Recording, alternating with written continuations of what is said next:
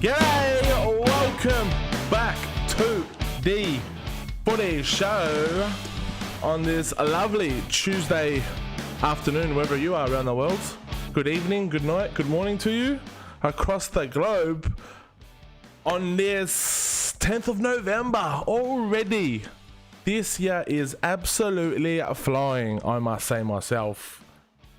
But welcome to the show. We got a big one today. Wow, 10th of November, 45 days till Christmas. Yes, I went and Googled that today because I knew that was around the corner. I'm telling you now, heads up, giving you a hot tip. Start doing your Christmas shopping if you already haven't done it. Santa is just around the corner. Next thing you know, it's going to be Boxing Day, and then boom, Easter is going to be here. I hope you're doing well this evening. But if I can encourage you before we start the show to do something amazing, it would be, we've had a rough year. Everyone has. I encourage each and every single one of yous to do a good deed out there. Now, you don't need money to do good deeds. It could be as simple as carrying someone's groceries out the store to their car. Could be anything else, smiling someone, just saying, how are you doing? Just letting you know I love you out there. I encourage every single one of you to do something along those lines. But yes, we're here today to talk football. And what a big week it has been in football. Massive weekend. On the show today, lads and lasses, ladies and gentlemen, boys and girls, children of all ages, we're talking big things on the agenda. Bruno Fernandes saves Ole Gunnar Solskjaer. Literally saved him. Arsenal embarrassed by Aston Villa. Didn't see that coming. Especially off the bounce of beaten United. Kevin DeBruyne is human. But first things first, Tottenham are going to win the league. I'm only joking. Tottenham are not going to win the league, but we'll talk about that because there is actually a debate. There's a topic to be discussed all about Tottenham today, so we'll be talking all things Tottenham later on. We're going to give you my player of the week, player that you should be keeping an eye out for, a player flying under the radar, and also tool of the week. There was only one contender this week, and it was a massive tool of the week. So make sure you stay tuned for that. And also at the end of the show, we're doing a live Q&A. So make sure you stick around for that. But first things first, let's get stuck into the league table. Yes. What a big weekend it was. Southampton were on top of the table for a little bit this week. Didn't see that coming. Leicester City are on top. Fair play to Brendan Rodgers and Leicester.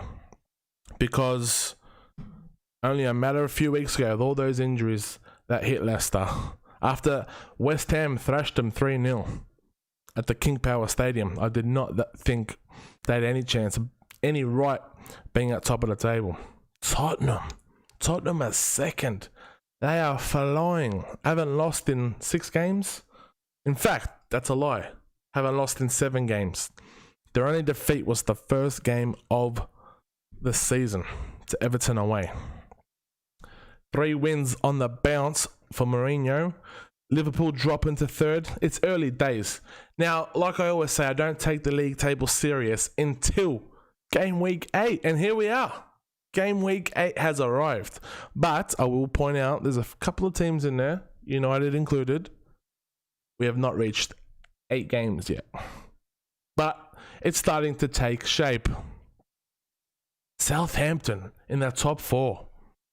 Who would have thought that a year ago after getting smashed 9-0 to Leicester City? Nobody.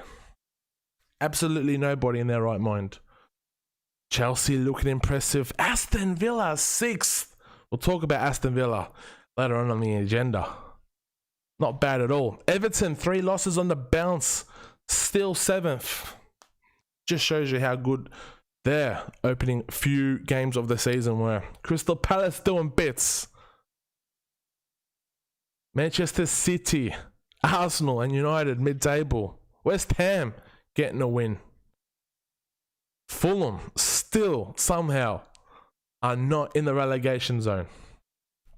But lads and lasses, we've got a big one on the agenda this week. Some important issues to talk about. So let's get stuck to what's on the agenda. And opening off the bat has got to be Ole Gunnar Solskjaer. Now, I'll try not to talk about United too much on the Footy Show, because you can get my reviews on the channel. But all the talk going into this weekend was about Ole Gunnar Solskjaer. He's going to get sacked if he loses this game to Everton. Boy, oh wow. I did not see that display coming from United whatsoever. That was an impressive win. Albeit, look, Everton are missing key personnel, it's got to be said.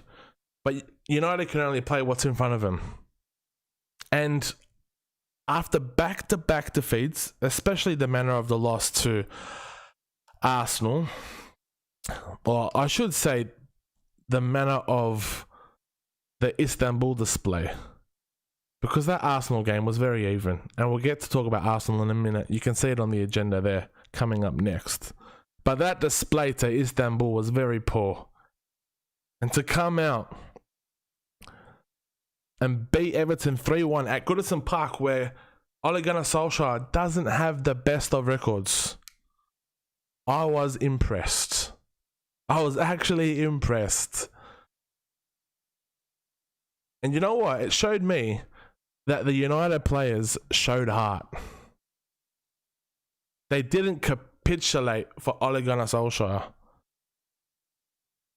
They showed a bit of character, and that's the one thing I've said about United in recent years is you can question their character. Normally, when we go a goal down, we just capitulate. We just fold.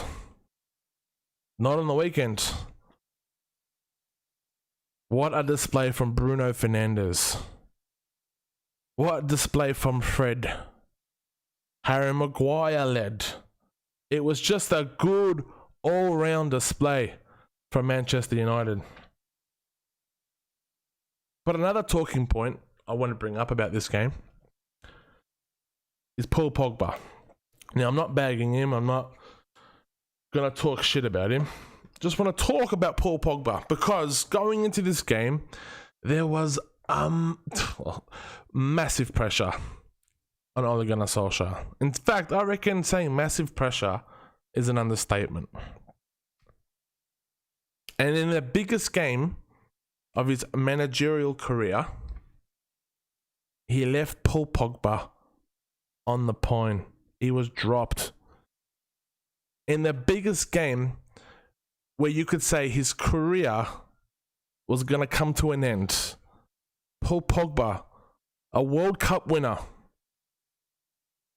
many would argue is one of the best midfielders in the world, was left on the bench behind Scott McTominay and Fred. Look, people can say what they want, but if you ask me, actions speak louder than words. So, what does that mean?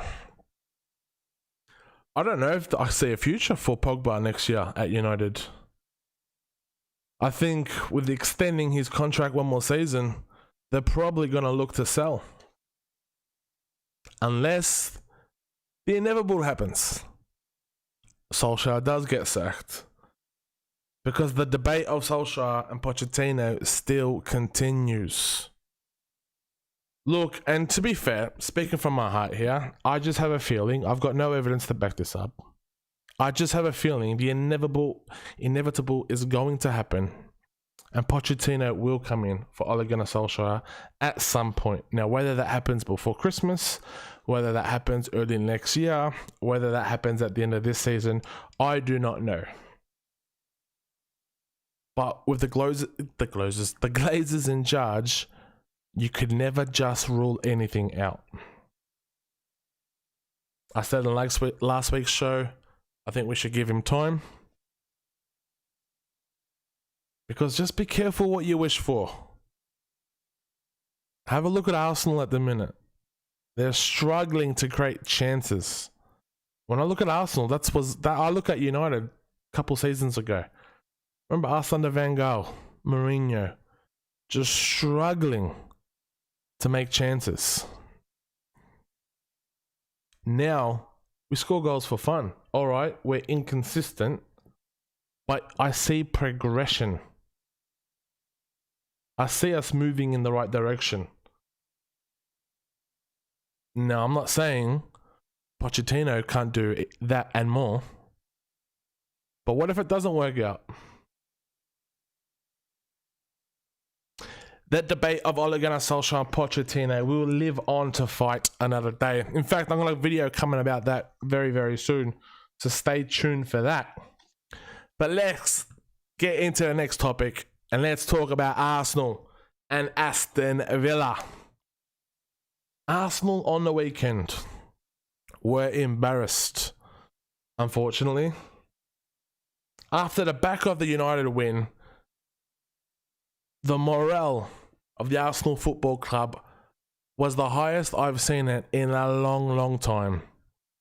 And I understand. It's been how many games since they've won a game away on the road to a top 6 side? It has been a hot minute. A lot of people talking about Arteta's vision. You can see progression. Well, basically, that's just gone all out the window. All thanks to a stunning display from Aston Villa. Now, I'm not going to talk about Arsenal just yet. Let's give some praise to Aston Villa. Honestly, what a start to the season they've had. Now, let me just roll off some results Aston Villa have had in the first 8 games of the season, or 7 games. Obviously, they beat Arsenal 3-0 on the weekend. They also beat Leicester 1-0, who are sitting on top of the table. They've also beat Liverpool, who are 3rd in the table. And a Liverpool with Virgil van Dijk as well, might I add. They beat Fulham 3-0. They beat Sheffield 1-0. They've had some impressive wins this season already.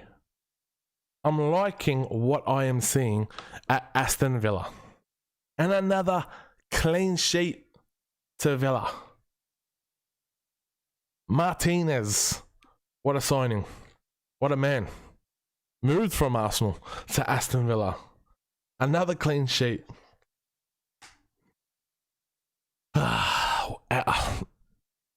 Let me just say, Jack Grealish. Jack Grealish. What a man. What a player. I'm just going to say this now. I hope United are just going to pull the trigger and buy Jack Grealish. I'm saying this now. Please, for the love of God, United, we can make room for this man. How he is not in the England squad has got me. I'll never know. But that's another discussion for another day. And I don't really care about international football at the minute. But Jack Grealish, he is going to be stolen. Not bought, stolen from a big team. Any moment. In fact, it has to be at the end of the summer. There's no way he can play for Aston Villa next year. He is too good. This man deserves to be winning big trophies for a big club. What a signing Ollie Watkins is for Aston Villa. Another brace on a weekend. Aston Villa have impressed me immensely. Fair play to them. Shout out to Aston Villa. Now, let's talk about Arsenal, shall we? we need to talk about Arsenal. Where do I even start with Arsenal? Look, it's a shame. Look, the deep problems that lie with Arsenal, if you ask me, are with the owners.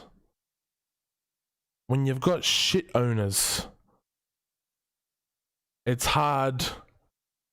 When you don't share the same vision from the owners downwards, you're gonna have issues. And I see the same thing with Manchester United.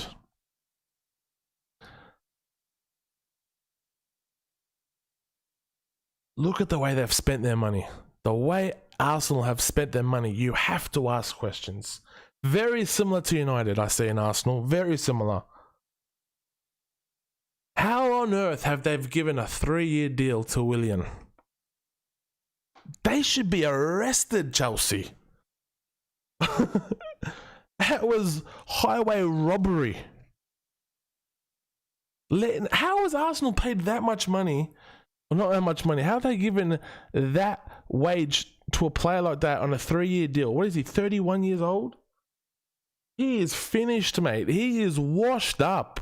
3-year deal to a 31-year-old. Sort your life out. 70 million on an unproven Pepe. Now, I don't want to go too hard on Pepe because he's just young and he needs time to develop. But my word, 70 million. Arsenal fans, they give it the big one about Harry Maguire for 80 million. But at least Harry Maguire was half proven. 70 million on Pepe. What's going on there? Lacazette. How on earth is this man even starting? He continues to start. After poor display after poor display. And I'm not going to have a go here at Arteta. But these players have definitely let Mikel Arteta down, if you ask me. Look, keep faith with Mikel Arteta. Expect more inconsistent results. Every team, not just Arsenal, need a pre-season. They need training to implement their vision. Same as United, same as every other team. But at the minute, from Project Restart to now, there has been no training. It has been playing, match, recover. Play, match, recover. How are we playing 3 matches a week? And then when we do get time off, there's internationals, and these players who have had no time off have to fly the other side of the world and have to come back. Why are we playing internationals now? I know the reason why. Money. But we have no regard for these players' health and safety. And when I say health and safety, I don't mean literally their health. Well, that too, but more their mental state. These players have had no time off. I get it, they're on sick money. I wish I was on 1/10 of what these players earn on a weekly basis. But we need to cut them some slack. These players need time off. We're asking way too much of these players. And for me, that's what I say in Arsenal. I say Arsenal, the depth in their squad is very, very poor. And it's getting torn to shreds. And I don't blame that on Mikel Arteta. Give him time. I'm sure Mikel Arteta will come good. But for now, let's talk about Kevin DeBruyne. The man is human. That's what I learned across the weekend. Kevin De Bruyne is actually human. How on earth has this man missed from the penalty spot? He has got to be the best free kick set piece taker I have seen. Up there, he is in the top 2% that I've ever seen. And he just proper scuffed it on the weekend. But what a great game it was, City versus Liverpool. The 2 best teams in England. The 2 best teams in the Premier League going head to head. And it showed. The quality was mint. The conditions weren't the best, but it was a great display.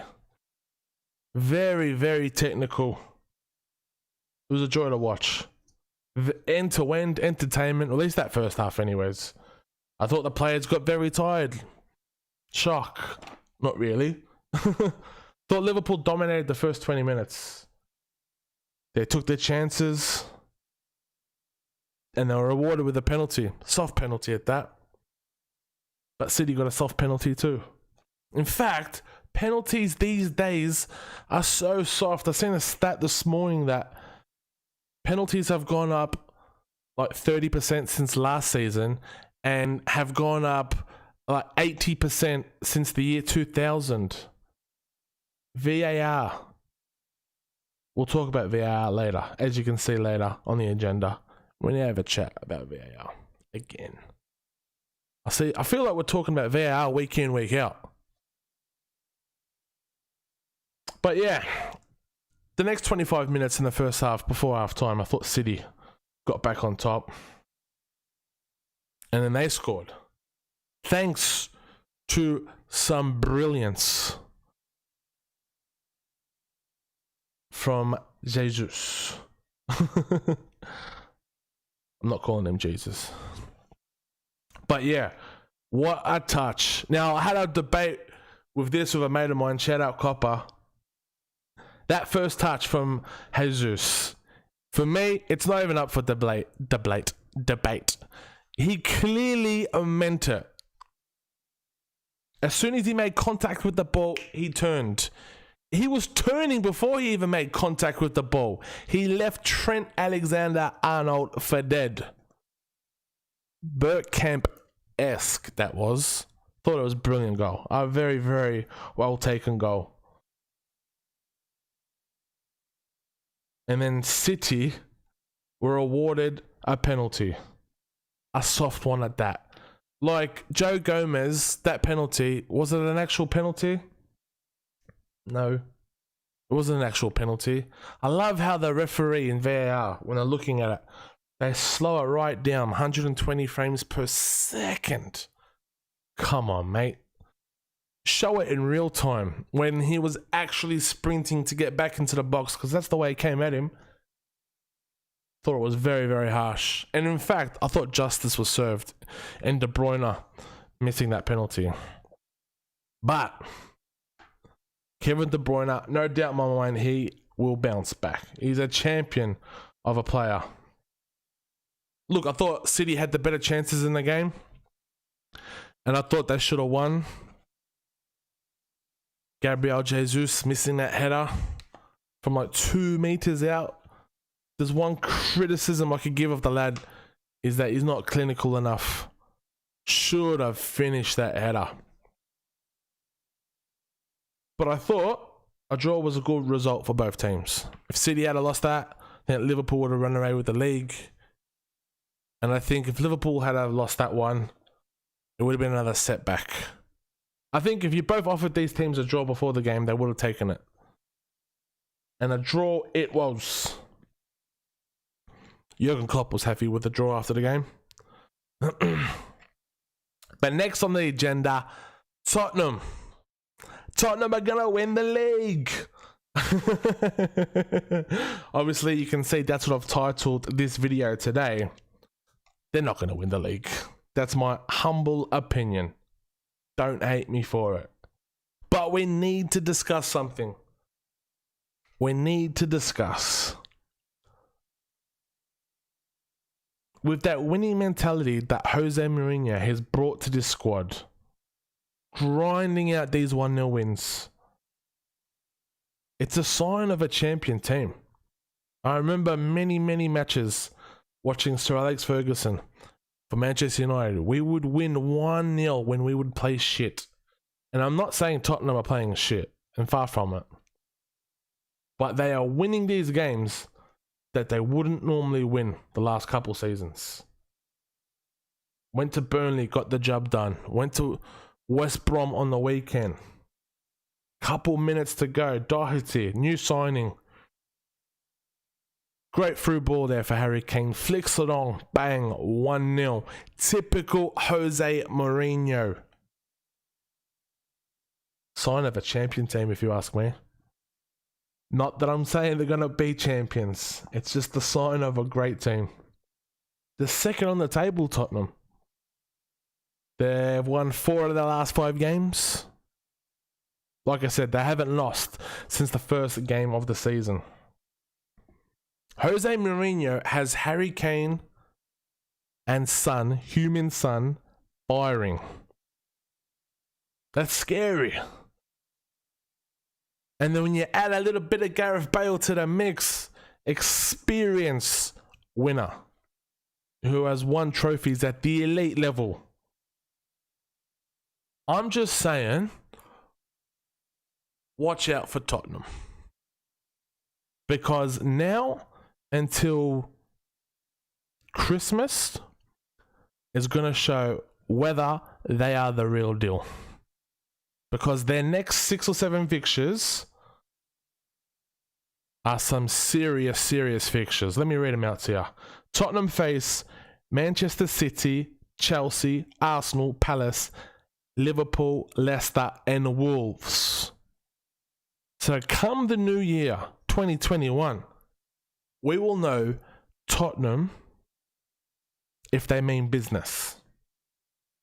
Look, that's a possible 21 points there. If Tottenham can come out of that 16, 17 points plus, I will be impressed.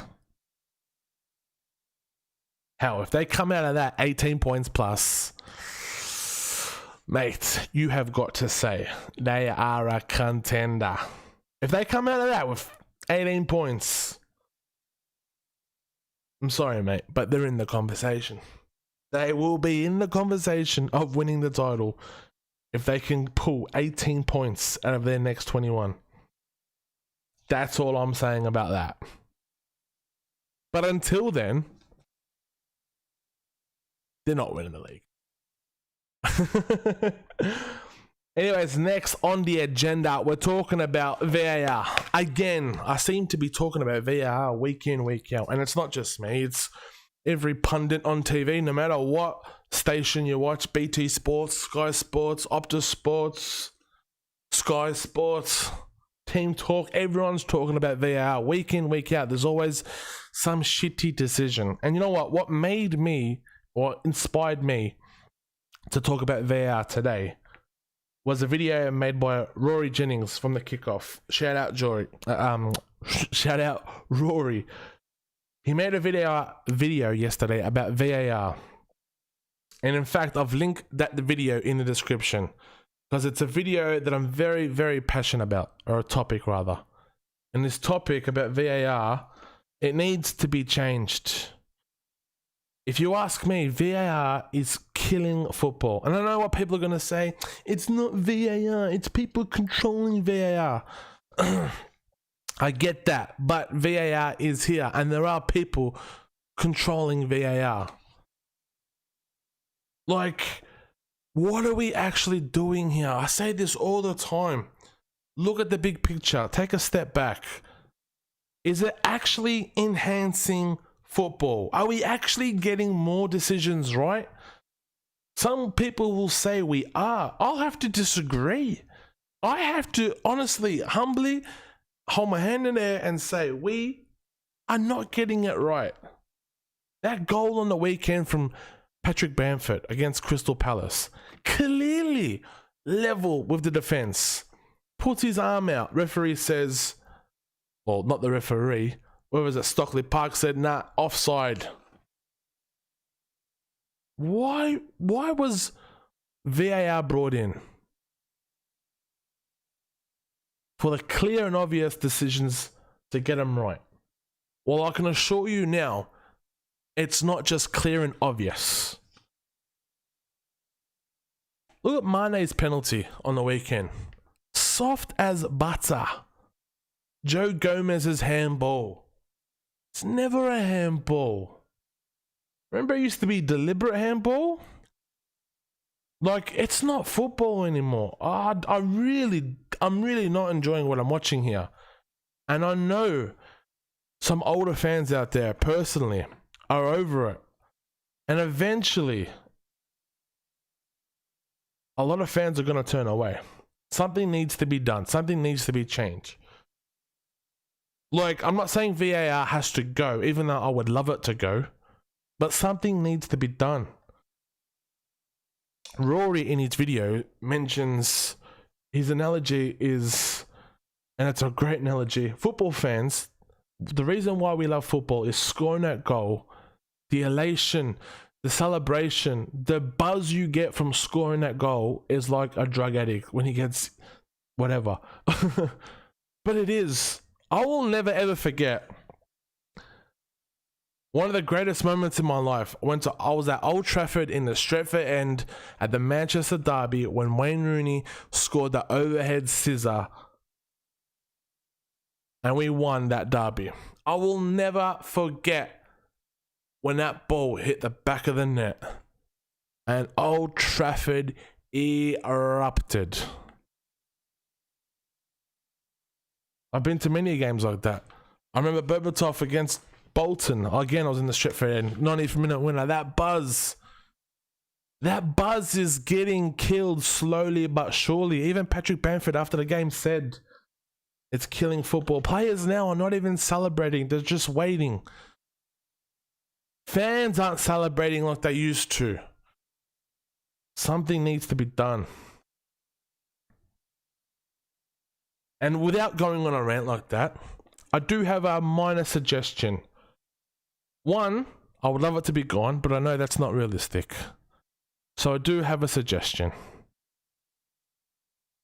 A bit like tennis, I think a more accepted role for VAR will be each team per game will have a VAR chance to go and check VAR per half. So for example, let's just say the next game is Manchester United versus West Brom. Both teams have, if something happens in that first half, one team can use their chance to use VAR to check something if it was wrong or right. Now, this will keep players honest because if they've only got the one chance and if they've used that chance, let's just say Manchester United score a goal and West Brom are sure that it's offside. They are they're so adamant that it is offside. They're going to use their VAR chance. If they use that VAR chance and it is offside, they get to keep that chance. But if it's not offside, the goal stands and they use their VAR chance. Bit like tennis. Tennis has the same thing, but I think tennis, they get 3. I reckon 1 per half for every team will be more accepted because we're not stopping and starting every game. And it's going to keep players honest. Because if a player knows deep down the truth, they're not going to use that chance to use the VR. They know they're going to waste it. It's going to keep players honest. And also, it creates more drama. Imagine the 90th minute. So a team scores a goal. And then the other team uses their VAR chance. And then it goes to VAR and then everyone's waiting. It's going to be more accepted if you ask me. But deep down, if I could vote it to go, I would. But talking about honourable mentions that didn't get on the agenda today, I've got to mention Chelsea. Frank Lampard's got them playing good. Another great victory on the weekend. Didn't keep that clean sheet. Surprised with that. I lost some fantasy points, but don't worry about that. Another great game for Frank Lampard. Southampton. Boy, oh wowee. Ralph Hasenhüttl. Butchered his name, I always do. Hasn't he turned that club around? My word, son. You've done a top job. Theo Walcott, looking like a steal back at his homeboy club. I'm looking forward to their season. He has done a magnificent job of turning that club right around, especially from where they were last year. Very, very impressed. Another honourable mention goes out to West Ham. Finally playing a team outside the top 6. And they get the job done. Albeit very, very close to losing it. But nevertheless, they walked away with 3 points. 3 points that they needed. So fair play goes out to Davy Moyes. Shout out Crystal Palace getting the job done. Getting wins on the board. In fact, thrashing Leeds United. I did not see that coming whatsoever. Shout out goes to Roy Hodgson and Crystal Palace. But now, lads, let's get into one of my favourite segments of the week. And it's got to be this week's player flying on the radar. A player you should be keeping an eye out for. Tell you what, there was many contenders this week. But talking about this Crystal Palace Leeds game, there was one player in mind that you should be keeping an eye out for. And his name goes by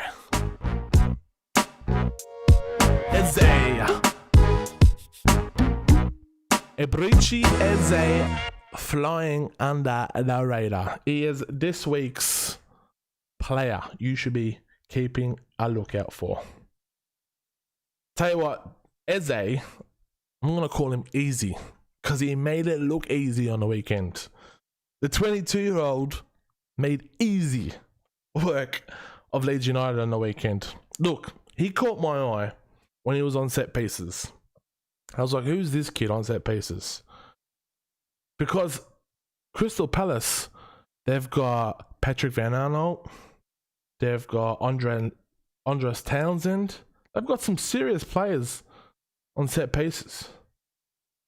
And when Palace scored their first goal from a corner on the weekend from Scott Dan's header, it was Eze delivering the free kick.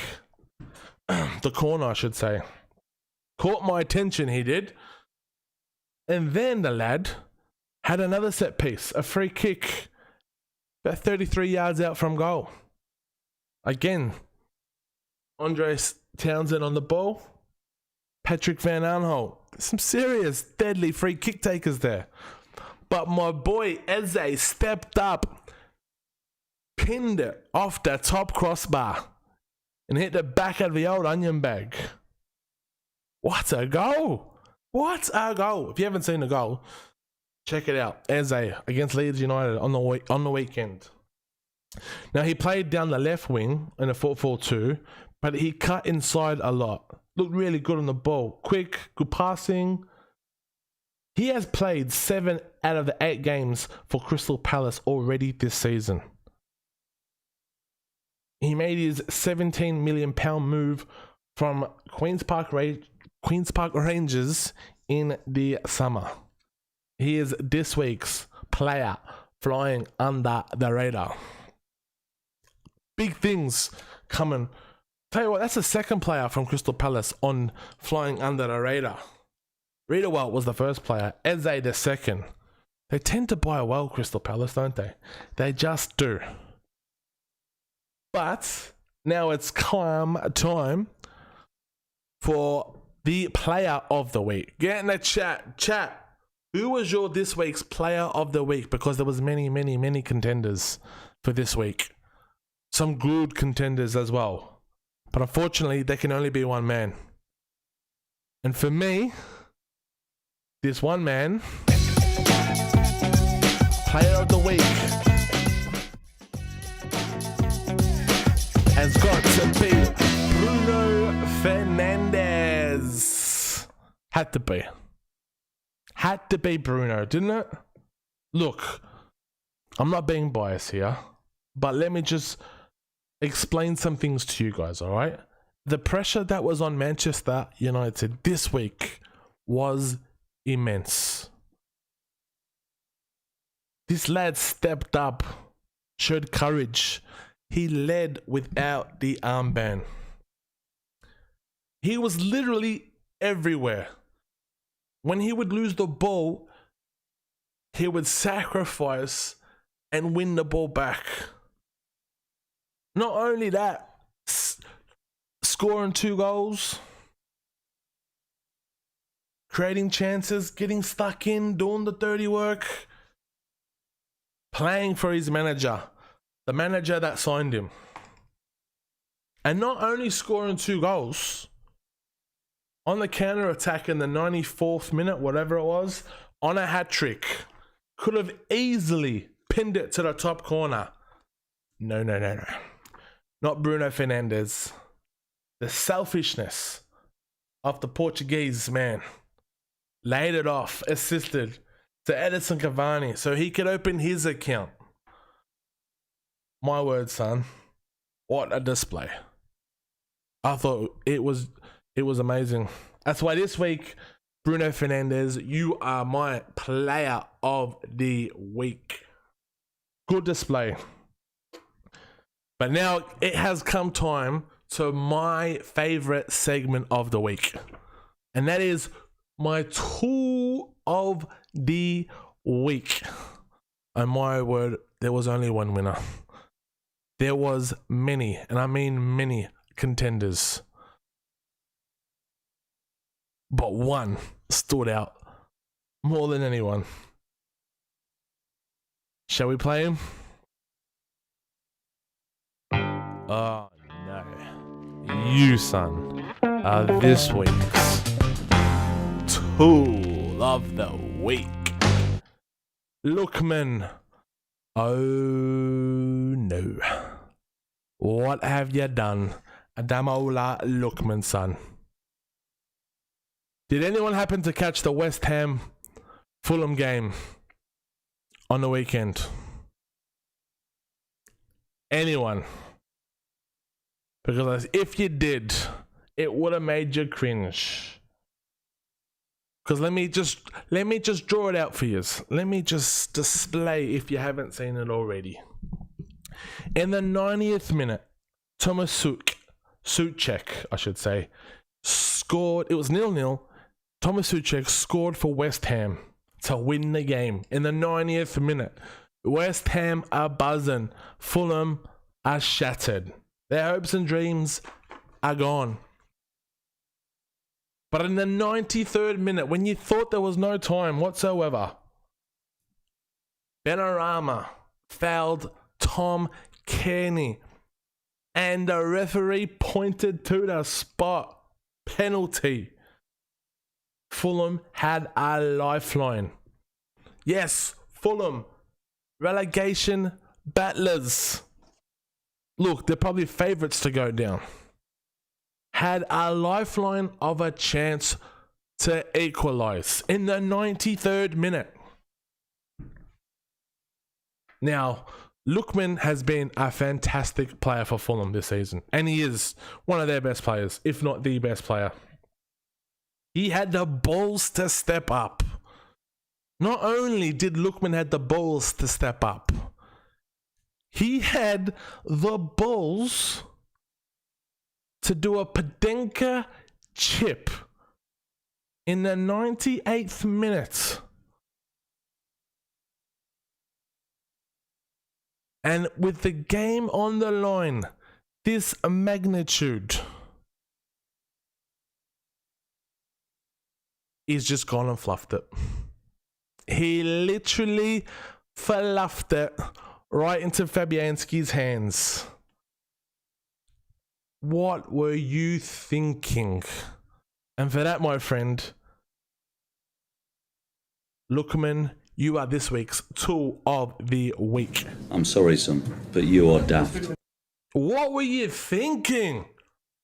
Honestly, mates, there's a time and a place, okay? There is literally millions of dollars on the line for your football club, not just your football club. Mate, your manager, he's going to be sacked if the results don't come his way. That was easily a point to be saved. But unfortunately, it was 3 points dropped in the end. Technically 2 points, but my word, son, what were you thinking? And I know people saying, you know, we shouldn't be too harsh on him, you know, his mental health and whatnot. Mate, if you haven't got the balls, if you can't take the criticism, you shouldn't be doing a Padenka free kick in the 93rd minute. I'm sorry. You should be copping any flack that comes your way. And I know that sounds a little bit too harsh on the lad. But my word, Lookman, sort your life out. Honestly. But yes, lads, get your Q&A questions in the chat. I'll be answering them very, very soon. Normally, this is the bit of the show where I talk about this week's fixtures, but unfortunately, there is no fixtures this week in the Premier League. Well, there is some fixtures. I just don't think that anyone cares about internationals. I don't. And does my head in. Why are we, in a pandemic, talking about flying, not talking, we are actually doing this. We are actually flying players to the other side of the world, flying them back from wherever they've been. Like, if that's not risking the health of the safety of the players, then I do not know what else is. Anyways, let's get into the Q&A. All right, what do you think? Why do you think Ollie hates Van der Beek? Look, I don't think Ollie hates Donny Van der Beek. I think, look, it's a funny one, yeah, because he was our biggest signing of the summer. What, we paid 34 million for him? And he can't get a game. Look, I don't think he hates him. I just don't think he needs him. Look at our midfield. Ollie doesn't trust anyone more than he trusts Fred and McTominay. Definitely not Donny. We can say that. The evidence is already there. But I will say it's a long season. He will get his chance. He's not going to start ahead of Bruno Fernandes. He's not a deep midfielder like Fred, like McTominay. So I don't think Ollie hates him. He will get his chance.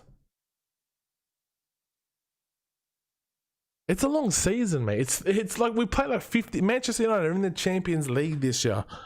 We're going to be playing 55 games and beyond. There's going to be plenty of starts for Donny Van der Beek. But yeah, he will get his chance. Pochettino, my thoughts on Pochettino. Like I said earlier on, my thoughts on Pochettino is, look, it's going to be inevitable. He's going to be United's manager. That's just the feeling I got. I've got no evidence to say that, look, that's actually going to happen. It's just my gut feeling. And I reckon it will happen sooner rather than later. And the only reason I say that is because he's a wanted manager by many clubs. You look at City, is Pep going to stay? I don't think so. I'm not too sure if he does or if he doesn't. And with United's board, with the Glazers in charge, I just got a feeling they're just going to pull the trigger. Anything to take the blame off them. They're a bunch of bastards. I just have a feeling Pochettino will be the man. They know, when I say they, the Glazers know Pochettino can work without a budget. He can make signings on the cheap and get the most out of players. And I think that's exactly what they want. Ollie's doing a good job of that now.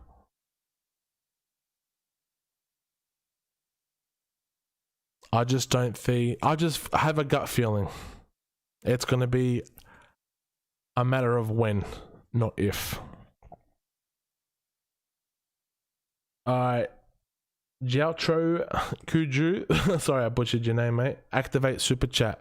I'm not monetized on YouTube. Like, I've applied for it. I didn't even want to do it, but I went and monetized today, so I've just applied. So I think that's a process, and I'm not too arsed, to be honest. But yeah, I appreciate that you want to give me a super chat. But yeah, it's coming, mate. It said stay tuned. And you've also asked, what do you think of the Greenwood stories? Mate, here's my opinion on Mason Greenwood and getting dropped and whatnot. This kid is what, 18 years old? Is he 18? I think he just turned 18. All right. Scored 17 goals, 18 goals last year for Manchester United. This kid has the world at his feet. Didn't he score like something like 50-something goals in his last year in the under-18s? He is now playing for England. He has cemented himself in that starting 11 in the back end of last season. This kid knows he's got the world at his feet. And I can only say, for me, if I was his age, with that talent and that money, I would be making the most stupidest decisions ever. Now, hopefully, he's got his head a bit more screwed on than I do.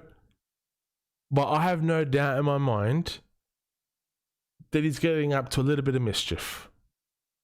Now, I'm not spreading rumors or anything like that, but it's only natural for an 18-year-old to be causing some sorts of trouble.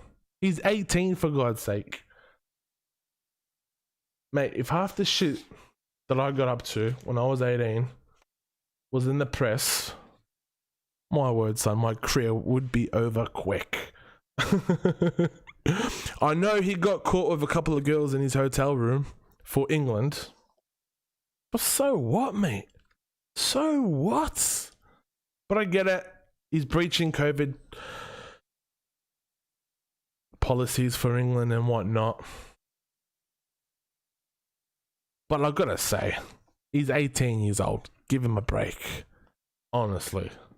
How he's not even in the England squad, it's got me fucked. But yeah, I just don't read too much into the Mason Greenwood story. That would be my opinion on it. If Jose Mourinho does win the league, it says to me what I've been saying for a while now, that Man United have a good squad full of mercenaries. Well, I think United have a lot of passengers.